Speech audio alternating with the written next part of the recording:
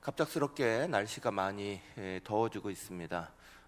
여름이 되니까 당연히 더워지는 건데 그동안 이렇게 선선한 바람이 불어서 참 감사했습니다. 이제 본격적으로 더위가 찾아오고 또 장마가 오고 이럴 때에 서로 건강 잘 지켜가시고 하나님의 은혜 간절히 구하시고 또 이번 여름 사역에 날씨나 또 여러 가지 환경으로 지장받지 않도록 많이 기도해 주시기를 다시 한번 부탁드립니다. 후반기가 시작되는 날이 이제 얼마 안 남았습니다. 7월 첫 주부터 이제 전반기가 지나가고 후반기가 되죠. 그래서 이번 주와 다음 주는 우리가 이제 전반기 돌아보는 그런 시간들로 삼아야 합니다. 특별히 한국 교회의 절기에는 7월 첫 번째 주일이 맥주 감사 주일이에요. 그래서 감사하는 마음으로 또 후반기를 시작하도록 그렇게 되어 있습니다. 우리가 감사하는 마음을 가지기 위해서 미리부터 우리 자신들의 모습을 돌아보시고 그렇게 준비하셔서 올 이번 상반기 우리가 어떻게 살았느냐, 또 어떻게 부족한 것들이 있었느냐 하나님 앞에서 먼저 돌아보시고 그 이후에 또 후반기를 하나님 앞에 맡기시면서 그렇게 믿음으로 어려운 상황이지만 잘 이겨나가시는 복된 은혜가 있으시기를 간절히 축원합니다. 오늘 저녁에도 우리 이제 광고 드렸듯이 최흥진 총장님이 이렇게 오셔서 우리가 오늘 이렇게 또 귀한 특강 시간을 우리에게 주실 텐데 총장님들이 모든 총장님들이 다 학생들에게 존중받고 존경받는 건 아니지만 그 중에 참 존중받는 교수님들 또 총장님들은 아주 대단히 훌륭하세요. 제가 신학교 다닐 때도 너무너무 존경하는 우리 큰형님 같은 그런 총장님이 계셨어요. 그 총장님은 항상 학생들하고 축구를 열심히 하셨어요. 그분이 원래 개성고등학교 나오셨는데 개성고등학교 때 유도 하셨거든요. 그래서 운동을 참 좋아하세요. 유도 선수였어요. 그래서 그 유도 하시고 나서 그 다음에 또 선교지 나가서 인도네시아 선교사로 오래 사시고 막 그래서 사람들과 어울리고 학생들과 어울리고 참 좋아하셨어요. 그 총장님이 항상 학기 말이 되면 똑같은 설교를 하셨어요. 우리 오늘 본문에 있는 사무엘상 7장 12절 말씀 가지고 에베네셀입니다 하시면서 학기가 마치면 항상 에베네셀이죠 그러시면서 늘 이렇게 설교하셨던 기억이 있습니다. 신대원 3년 동안 매 학기 끝날 때가 되면 1학기 끝날 때, 2학기 끝날 때, 2학년 1학기 끝날 때, 2학년 2학기 끝날 때 이렇게 학기가 끝날 때가 되면 종강예배 마지막 체프를 드릴 때마다 꼭 이 설교를 하셨어요. 근데 이 설교를 들을 때마다 한 번도 지루했던 적이 없어요. 오히려 말씀을 들을 때마다 다시 한번 되새겨봤어요. 지난 학기 내가 잘 살아왔나, 그리고 그 학기 동안에 하나님이 나를 어떻게 도와주셨나 항상 돌아봤고, 그리고 나서 그건 끝이 아니라 또 다른 다음 학기를 준비하는 시작이니까 그 시작을 우리가 어떻게 해야 될까 다시 한번 늘 기억했던 그런 기억이 있습니다. 사랑하는 오늘 성도들에게도 우리가 잘 아는 단어인 에베네셀이라는 그 하나님이 여기까지 우리를 도우셨다 하는 단어가 나오는 이 말씀을 가지고 다시 한번 오늘 우리가 우리 자신들을 돌아봐야 되는 시기, 그렇게 하나님 말씀을 같이 나눕니다. 특별히 코로나가 어느 정도 이렇게 잠잠해지면서 우리의 삶과 형편이 좀 많이 나아져야 되는데 그러하지 못하죠. 들려오는 소식들이 연달아서 굉장히 어려운 소식들이 많이 들려오고 있죠. 우리 잘 아시듯이 경제지표 나타내는 하나도 평탄한 게 없습니다. 우리나라뿐만 아니라 전 세계적인 큰 여파가 지금 코로나 이후에 곧바로 지금 우리에게 찾아오고 있어요. 그래서 기름값은 연일 폭등하고 있고 주가는 날마다 폭락하고 있고 나타나는 경제 지표, 앞으로 전망 바라보면 너무너무 답답하고 후반기를 제대로 살아갈 수 있을까 염려하시는 분들이 많고 이런 때입니다. 어렵고 힘든 때일수록 우리는 하나님 앞에 서야 됩니다. 세상 가운데 모든 길들이 막히는 것처럼 느낄 때, 그리고 답답해지면 답답해질수록 세상 가운데서 길을 찾아가는 것 넘어서 하나님의 길이 우리 가운데 있다. 하나님이 길을 열어주셔야 길이 열린다. 우리 가운데 믿음 가지시고 그 하나님 앞에 서는 겁니다. 그 하나님 앞에 설 때에 어떠한 모습이 우리 속에 일어나는지 오늘 말씀은 우리 가운데 잘 가르쳐주고 있어요. 오늘 우리가 어려운 시간들을 만나고 있기 때문에 코로나 끝나면 또 다른 희망이 막 솟아나겠지, 회복의 시간들이 일어나겠지 하는데 그것이 그렇게 되지 아니하고 오히려 더 어려운 시간들로 막 우리 앞에 깜깜하게 다가오고 있을 때 그 자리에서 낙심하거나 낭망하거나 좌절하지 마시고 오늘 우리의 길을 하나님 앞에서 다시 한번 찾으시는 복된 성도들, 믿음의 성도들 되시기를 간절히 축원합니다. 오늘 하나님 말씀 먼저 사무엘상 7장 5절과 6절 말씀, 우리가 읽지 않은 부분인데 제가 이 부분을 읽겠습니다. 사무엘이 이르되 온 이스라엘은 미스바로 모이라. 내가 너희를 위하여 여호와께 기도하리라 하매 그들이 미스바에 모여 물을 길어 여호와 앞에 붓고 그날 종일 금식하고 거기에서 이르되 우리가 여호와께 범죄하였나이다 하니라. 사무엘이 미스바에서 이스라엘 자손을 다스리니라. 아멘. 성경 가운데 보면 큰 부흥의 자리, 큰 회개의 자리 몇 번 있습니다. 근데 그 중에 아주 도드라지는 부분, 나타나 있는 부분이 이 미스바 회개 운동이에요. 미스바의 큰 회개의 역사, 하나님 앞에 모인 역사. 이들이 하나님 앞에 모였어요. 사실은 하나님 앞에 회개해야겠다 이렇게 모였다라고 보기는 좀 어려워요. 하나님 앞에 모여라, 안 된다, 이렇게 해서는 안 된다, 이렇게 살아서는 안 된다, 이래서 하나님 앞에 드디어 그들이 모인 거예요. 하나님 앞에 정직하게 모이니까 그들의 마음속에 회개할 마음이 사실은 일어나고 있는 거예요. 누가복음 5장 8절의 말씀에 보면 하나님을 앞에 딱 서게 된, 하나님을 만난 베드로 이야기가 나오죠. 예수 그리스도를 만난. 누가복음 5장 8절은 이렇게 말씀합니다. 시몬 베드로가 이를 보고 예수의 무릎 앞에 엎드려 이르되 주여 나를 떠나소서 나는 죄인으로소이다 하매. 아멘.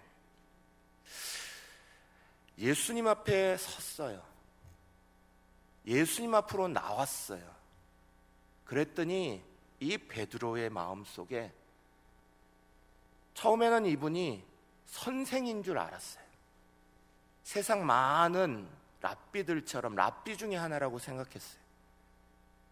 수많은 오늘 살아가는 사람들이 예수님을 세상의 4대 성인 중 하나 이렇게 알듯이 베드로도 처음에 그 예수님이 그냥 랍비 중에 하나 이렇게 생각했어요.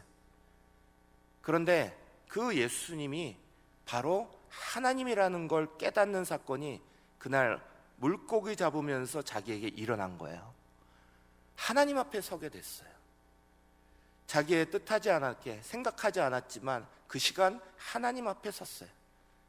하나님 앞에 섰더니 뭐가 보였어요? 하나님 앞에 섰더니 부끄러운 자기 모습이 보인 거예요. 부끄러운 자기 모습 앞에 주님 저는 죄인입니다, 저를 떠나소서라는 말이 자동적으로 나오게 되는 거예요. 하나님 앞에 서는 우리들의 모습의 정직한 모습이에요. 하나님 앞에 서게 되면 모든 사람들은 자기의 부끄러운 모습을 발견하는 거예요. 그게 정상적으로 하나님 앞에 선 모습이에요. 하나님 앞에 나왔으나 진정으로 정직하게 하나님 앞에 내 자신을 딱 내어놓고 서지 못하면 우리는 우리의 모습이 보이지 않아요. 그러니까 회개도 없는 거예요. 어떤 사람들은 날마다 무슨 회개를 그렇게 해요? 라고 말씀하시는데, 회개는 하나님 앞에 서면 모든 인간이 회개하고 싶어서 하는 게 아니라 그 거룩한 하나님 앞에서 자연적으로 자기의 모습이 비춰지게 되고 나타나는 너무나 자연스러운 행동이에요. 교회에 처음 나오시는 분들이 하나님 앞에서 막 눈물 흘리는 경우가 많아요.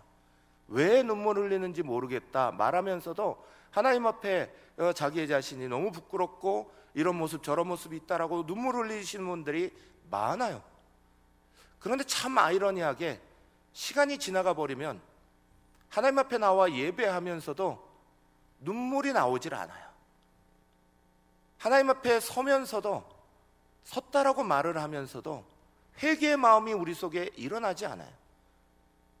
그러니까 초신자들은 가끔씩 저한테 물어봅니다. 제가 하나님 앞에 이렇게 하고 있는데 이게 정상적인 거예요? 막 이렇게 눈물이 나요. 이상해요.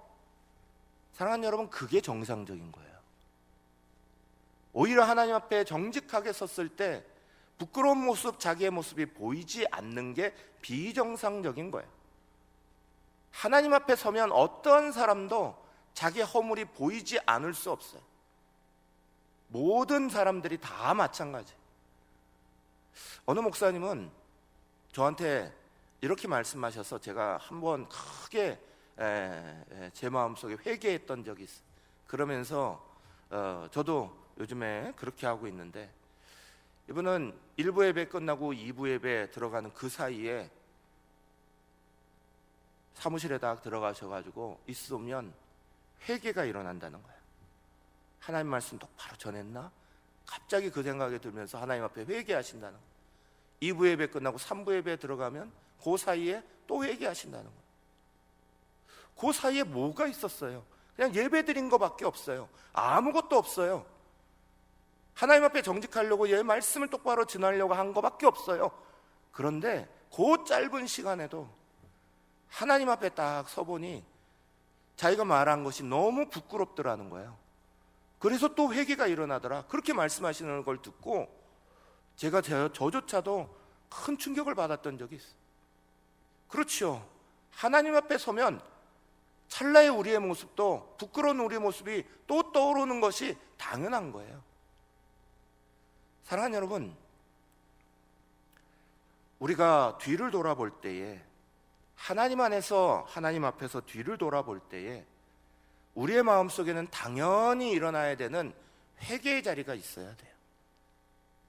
지난 6개월 동안 우리는 정말 하나님 앞에 바르게 살아왔는가 비추어 보고, 그 비춤 속에서 우리 자신들을 하나님 앞에 다시 한번 내어놓는 시간들이 일어나야 되는 거예요. 이 미스바에 모였던 이스라엘 백성들도 오랜 동안 이걸 잊어버리고 살았어요. 가나안 땅에 들어간 지가 벌써 250년이 지나간 시간이에요. 가나안 땅 약속의 땅이라고 생각해서 그곳으로 갔어요. 그런데 그곳에서 어느 틈엔가 세속 문화에 물들기 시작합니다. 가나안 문화에 물들기 시작하고, 농경 문화에 물들기 시작하고, 하나님보다 다른 것들이 더 중요하게 보이기 시작하고, 사사기에서 말하고 있는 것처럼 자기의 소견대로 옳은 대로 행하는 일들이 그 속에서 편만해졌어요. 자기 마음대로 자기의 뜻대로 행하는 것들이 자연스러워졌어요. 그러할 때 이스라엘이 가졌던 영적인 권위가 땅에 곤두박질 쳐버렸어요. 제사장이 있었어요. 그런데 그 제사장이 기능을 못해요. 영적으로도 타락하고 있다는 거예요. 마음적으로도 타락하고 있다는 거예요. 전쟁이 일어났어요. 그 전쟁에 그들의 가장 강력한 무기라고 생각했던 법궤를 들고 나갔어요. 그런데 그 법궤를 빼앗겨요. 법궤는 하나님의 임재의 상징인데, 하나님의 임재의 상징이 그 법궤가 전장에 들어왔는데 전쟁을 이긴 게 아니라 오히려 그들이 전쟁에서 지는 걸로 끝나는 게 아니라 법궤까지 빼앗겨 버렸어요. 영적인 권위가 바닥으로 떨어져 버렸다는 거예요. 어느 틈엔가 자기들의 삶 가운데 하나님 앞에 돌아보지 아니하고 하나님 앞에 똑바로 서지 아니하고 권능을 나타내려 해도 권능이 하나도 없어요. 믿음의 권능이 하나도 나오지 않아요. 성령의 권능이 하나도 나오지 않아요. 그 시간들을 모르고 살은 거예요. 하나님 앞에 기도하면 응답되던 그 시절을 다 잊어버린 거예요. 어느 틈엔가 이것들을 다 흘려보내고 세상 살아가는데 그냥 그렇게 살아가는 것으로 하고 있던 그들이 하나님 앞에 정말 다시 나온 거예요. 안 되겠다. 이제는 정말 위기다. 모든 것이 다 막혔다 생각한 거예요. 전쟁의 위협은 다가와 있고 자기들이 펼치고 있는 삶의 자리는 완전히 무너져 있고 영적인 권위라고 생각했던 것조차도 땅에 떨어져 버렸고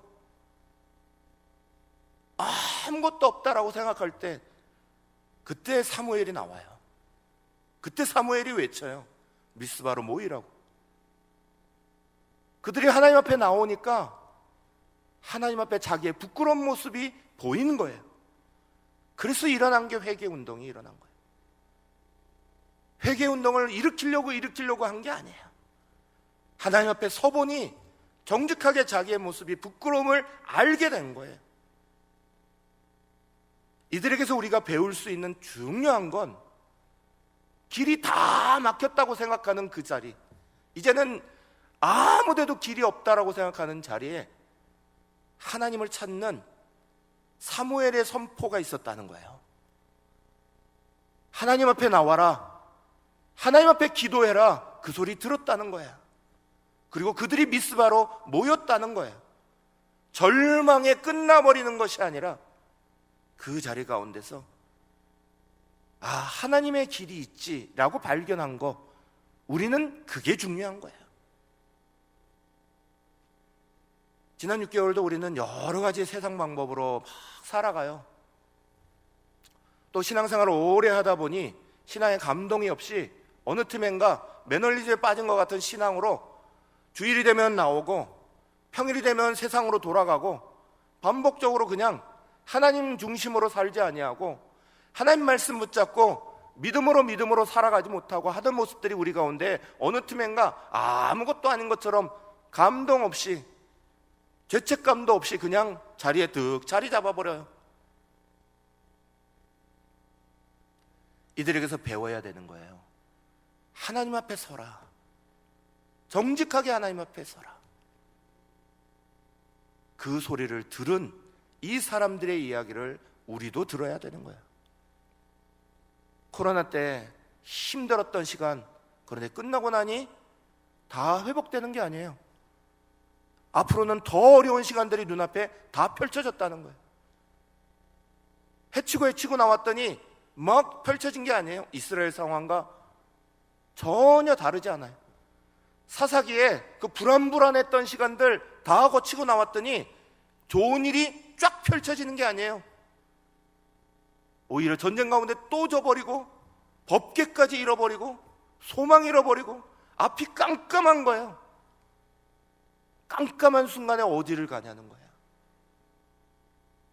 그때 자기의 계획을 세우고 나가지 않았어요. 그때 이들에게서 배울 수 있었던, 신앙을 배울 수 있는 딱 한 가지는 하나님 앞에 나와라 하는 이야기가 하나님 앞에 나왔다는 거예요. 하나님 앞에 섰더니, 정직하게 섰더니 하나님 앞에 부끄러운 자기의 모습이 보이기 시작한 거예요. 그래서 회개가 일어나는 거예요.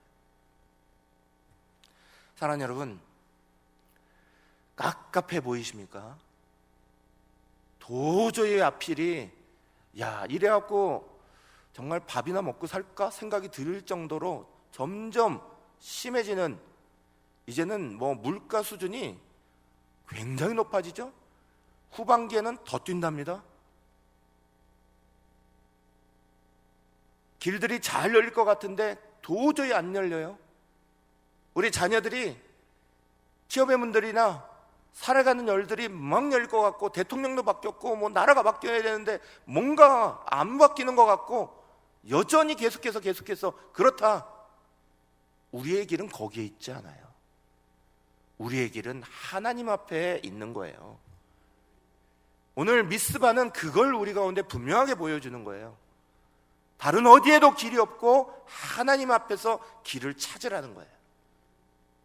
놀랍게 근데 이들이 길을 찾아낸 거예요.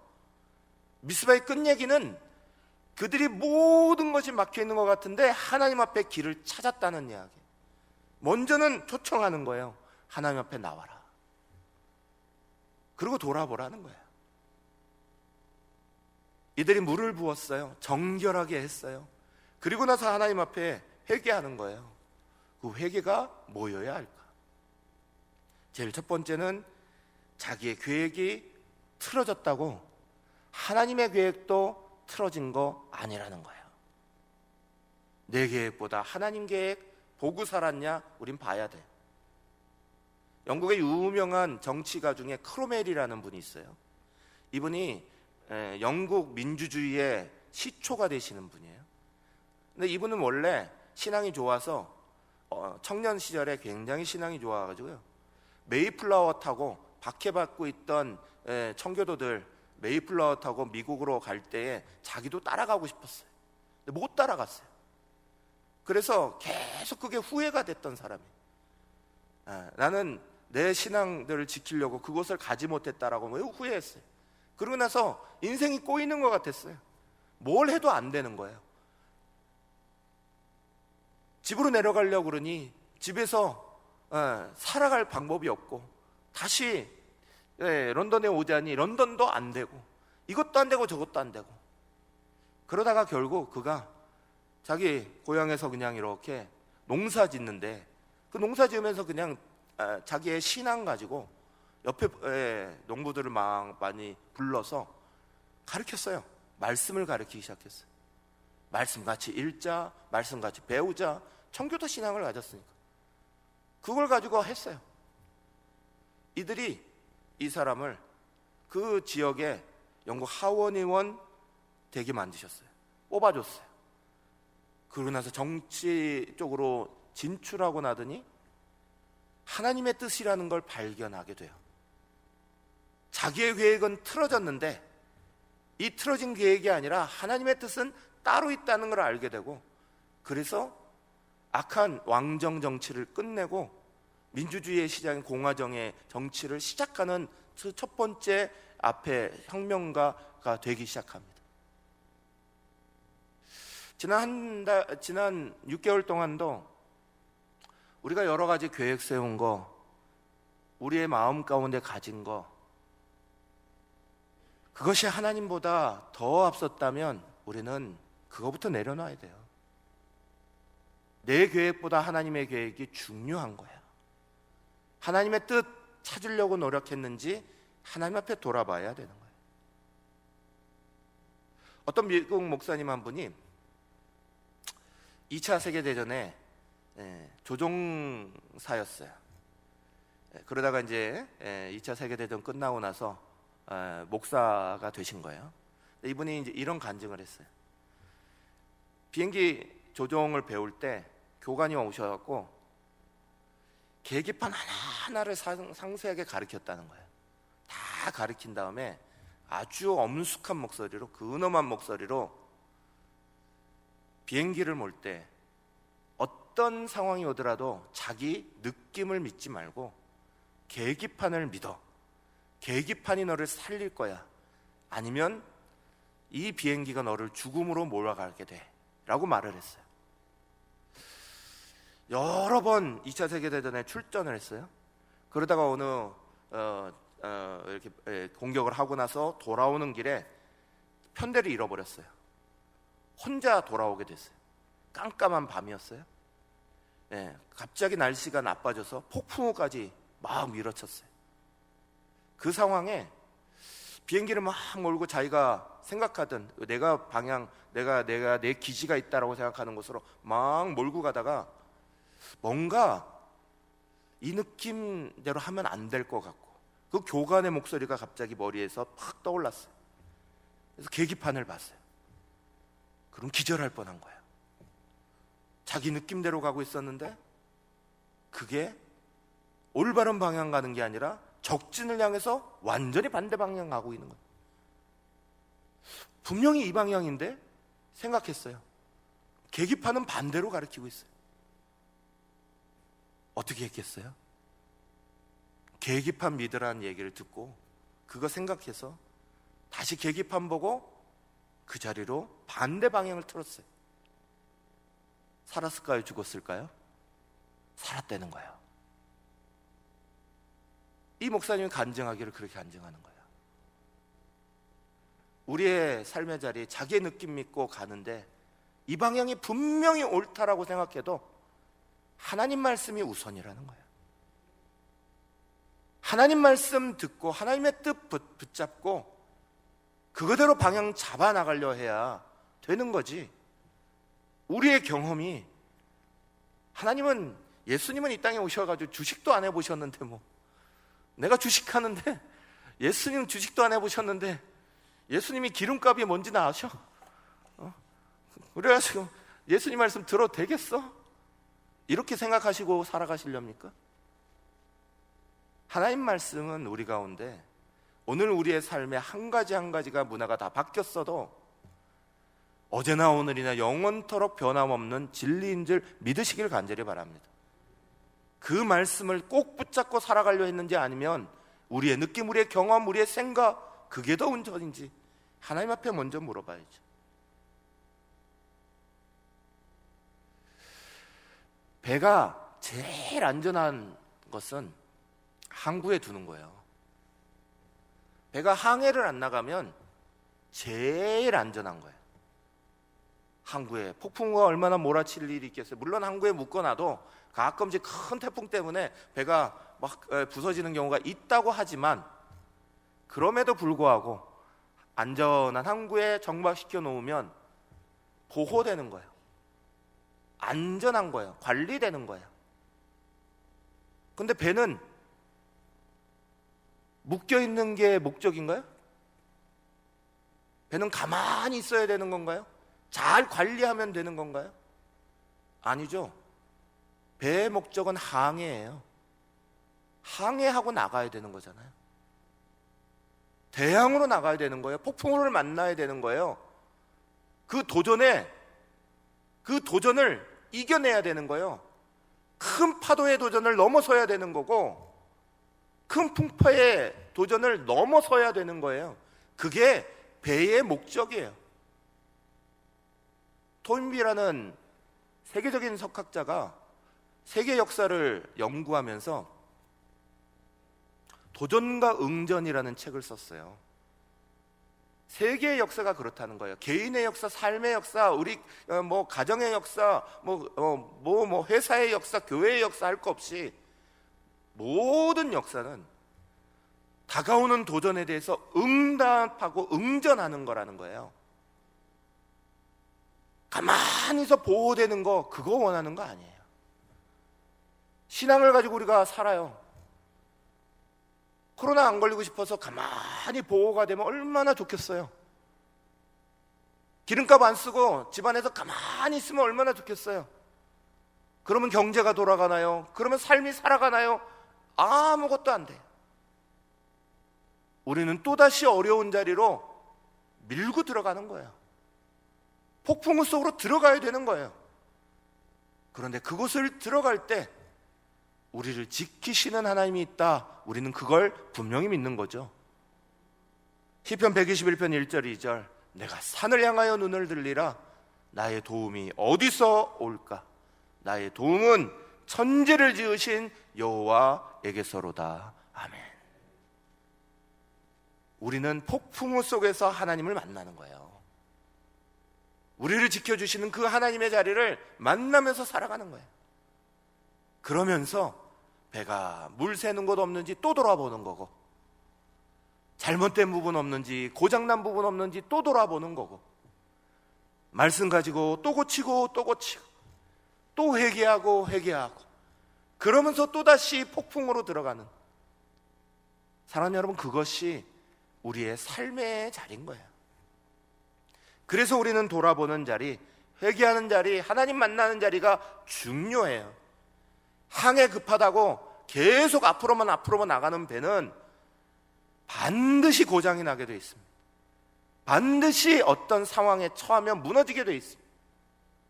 돌아보면서 이 자리가 잘못된 것이 있다면 다시 고쳐가면서 계속해서 나아갈 수 있도록 올 한 해도 남은 기간 달려가려면 6월이 남은 시간들 동안 한 해를 어떻게, 반년을 어떻게, 우리가 어떤 믿음으로 살았는지, 어떻게 말씀으로 붙잡았는지 먼저 돌아보는 게 중요한 줄 믿으시길 바라고요. 두 주 동안 하나님 앞에 서시기를 간절히 바랍니다. 두 번째 중요한 건 사무엘상 7장 12절에 이렇게 말씀해요. 사무엘이 돌을 취하여 미스바와 센 사이에 세워 이르되 여호와께서 여기까지 우리를 도우셨다 하고 그 이름을 에베네셀이라 하니라. 아멘. 사랑하는 여러분, 이들이 미스바를 한꺼번에 다 모여서 눈물 콧물 흘리면서 막 회개하니까 얼씨구나 좋아했던 사람이 있어요. 적국 블레셋이에요. 가뜩이나 이제 이들을 어떻게 없애버릴까 그랬는데 다 모여서 한 자리에다 모여 있으니 얼마나 좋겠어요. 그 전에도 법궤까지 빼앗을 정도로 강한 군대인데 저들은 게임도 안 되는데 한꺼번에 모여 있으니까 잘 됐다. 그런데 그 자리에 하나님의 놀라운 역사가 꽝꽝 임해요. 우레를 바라시며 그들이 꼼짝도 못하게 만드시고 하나님이 그 자리를 완전히 역전시키시는 자리로 바꿔버렸어요. 이스라엘이 한 거라고는 하나님 앞에 회개한 거밖에 없는데, 하나님 앞에 나온 거밖에 없는데, 하나님은 그걸 얼마나 기쁘게 받으셨든지 블레셋이라는 군대를 완전히 물리쳐버리도록 만드셨어요. 그리고 나서 세운 돌, 그게 우리가 오늘 아는 에베네셀이라는, 하나님이 여기까지 도우셨다 하는 돌이에요. 진짜 회개를, 하나님 앞에 진정한 회개를 만나는 사람은 연이어서 감사도 만나요. 진짜 감사를 만나게 되는 거예요. 하나님은 우리에게 주신 놀라운 은혜가 얼마나 큰지를 발견하게 되고요, 거기에 감사하는 거예요. 진짜 감사가 우리의 마음 삶 속에 자꾸 메말라 버리는 이유는 하나님 앞에서는 진정한 회개가 없으면 감사도 없어요. 그냥 표면적인 감사할 수 있어요. 의식적으로 우리가 교회에서 배웠으니까 그렇게 감사해야지, 그렇게 할 수 있어요. 그런데 마음으로부터 정말 감사하는 그것이 쏟아 나오지 않아요. 진정한 회개를 하는 사람이 진정한 감사도 있는 거예요. 사랑하는 여러분, 감사하는 게 쉬운 일이 아니에요. 감사는 대단한 용기가 필요한 일이에요. 사람한테 가서 감사할 때도 이게 감사 표현한다는 게 절대로 쉬운 일이 아니에요. 남아프리카 공화국에 막 이렇게 흑인 인종 갈등이 되게 심할 때요, 그때 한 교회에서, 흑인 교회에서 이렇게 순환절 성금요일을 맞으면서 예수님이 하신 것처럼 우리 진정으로 감사한 사람에게 발을 씻어 줍시다, 이렇게 광고를 냈어요. 흑인 교회입니다. 그런데 그 흑인 교회의 그 광고를 듣고 어떤 백인 판사가 신청을 했어요. 내가 그걸 하고 싶습니다. 그러셨어요. 이분이 누구셨냐 하면 그 남아공의 대법원 판사로 이렇게 대법원 판사로 이제 곧 취임하게 될 예정인, 내정되어 있던 분이고, 아주 사람들에게 존경받는 판사였어요. 백인이에요. 그 교회에 가서 신청하기를, 나는 우리 집에 하녀로 있는 마르다 포트윈이라는 분의 발을 씻기고 싶습니다, 신청했어요.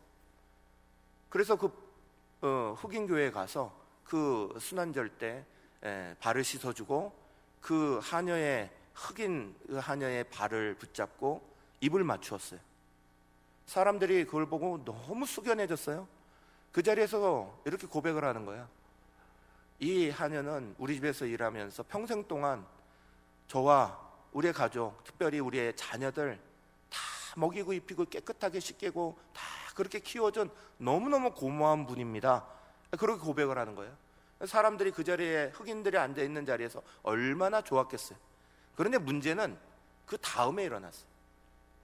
흑인 교회에서 백인 판사가, 백인이 가서 그렇게 했다는 게 소문이 들리면서 이분에 대한 비난이 온갖 곳에서 쏟아지기 시작했어요.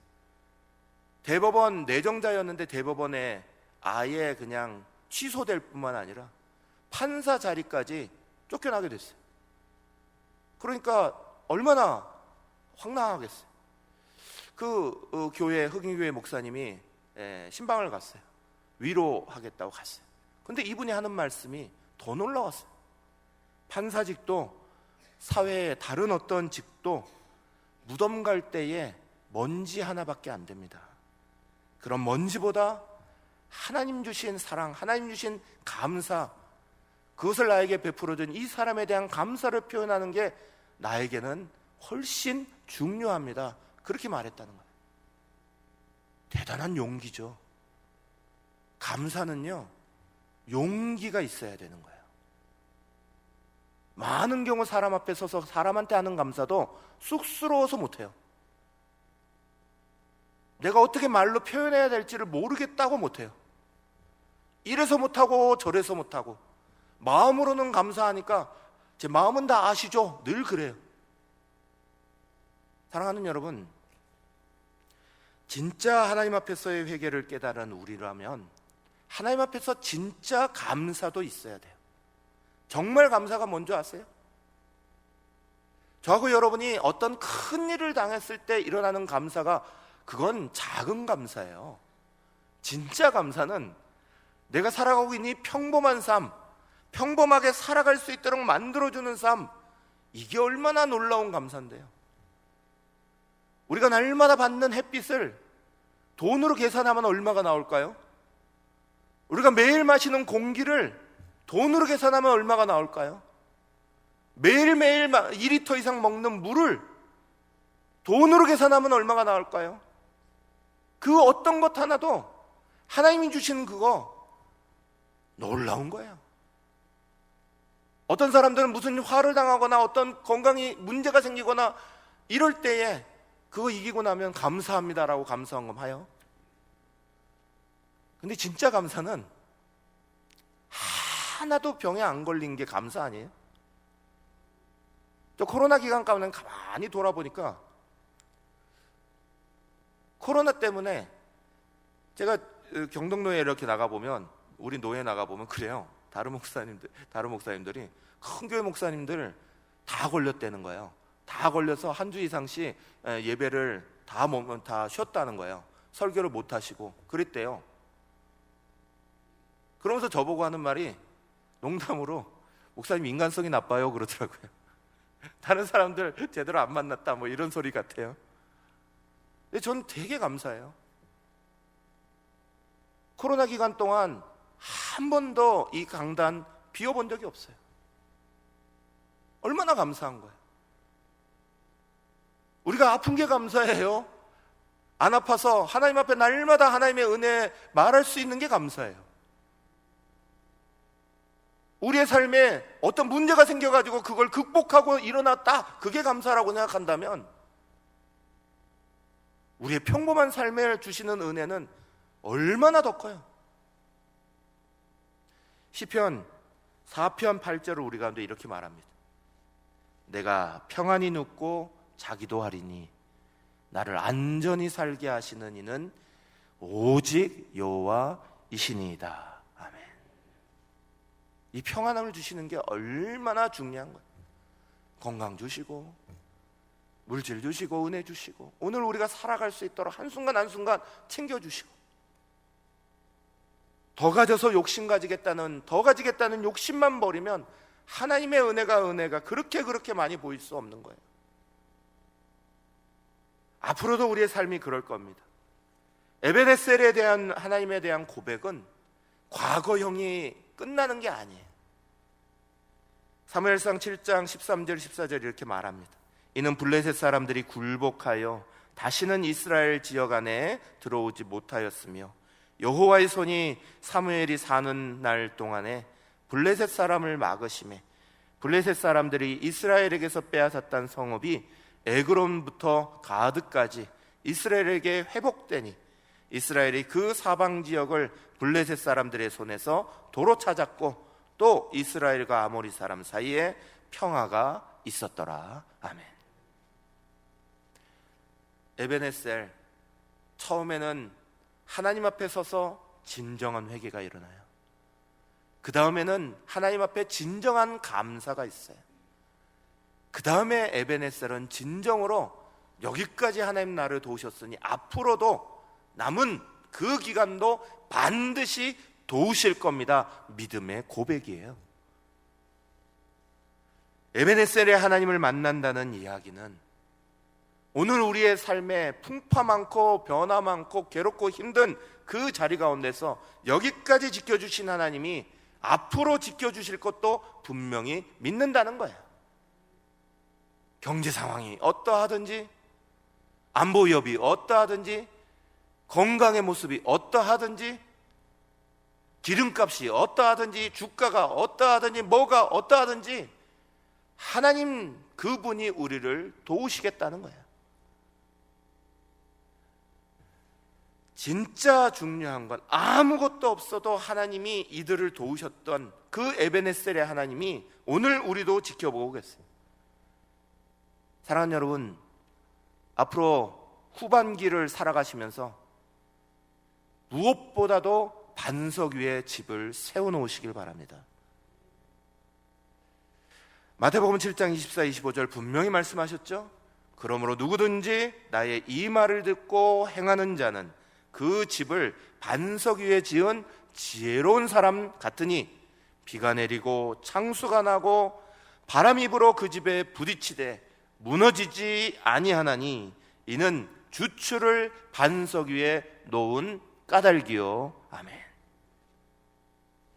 앞에 뭐가 벌어지더라도 반석 위에 있는 집은 든든히 선다 그랬어요. 반석 위에 선다는 거 하나님 말씀을 듣고 행하는 자다 그러셨어요. 후반기 준비해 가시면서 우리 사랑하는 모든 성도들, 주변에서 들려오는 뉴스와 소식에 낭망하고 좌절하고 괴로워하지만 마시고 하나님 앞에서 길을 찾으시기를 축원합니다. 반석 위에 자기의 집을 세워놓으시기를 축원합니다. 흔들리지 마시고 반드시 하나님이 살리신다 믿음 가지시고 또다시 이겨내시는 저와 여러분 되시기를 간절히 축원합니다.